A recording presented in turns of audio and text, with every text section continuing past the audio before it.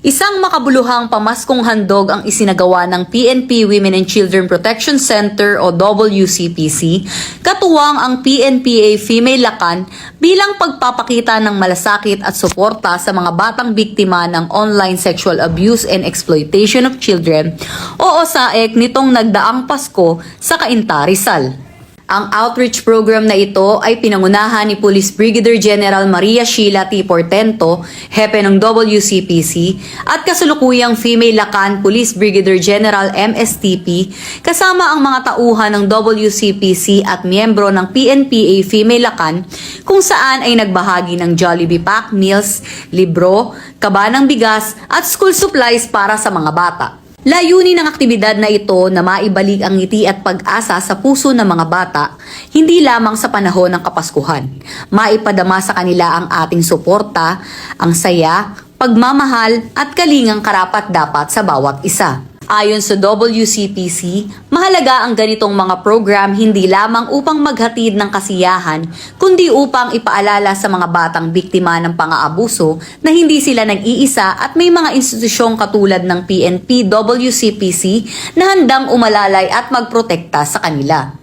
Dagdag pa rito, binigyang diin ng mga miyembro ng PNPA Female Lakan ang patuloy na kampanya laban sa OSAEC at ang kanilang suporta sa mga advokasya ng WCPC sa pagprotekta sa karapatan at kapakanan ng bawat bata.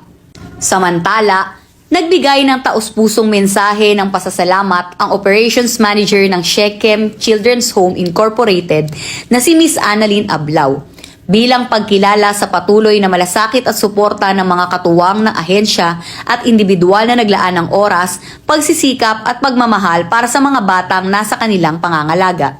At maraming salamat sa pagpunta niyo po dito.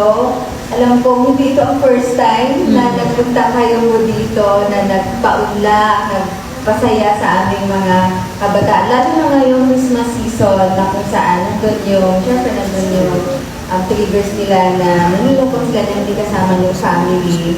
Pero at least sa present po ninyo, sa activity na gagawin natin, ay nandun kahit pa paano ay maibsan yung kanilang pagbili sa kanilang pamilya. Ang pamaskong handog na ito ay paalala na may pag-asa, may kalinga at may mga taong handang magmahal at maglingkod.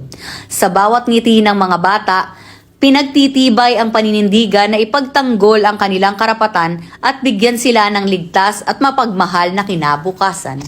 Mula sa PNP Women and Children Protection Center, ako ang inyong PNN Correspondent Police Corporal Sana Rose Luna, alagad ng batas, tagataguyod ng Balitang Pulis.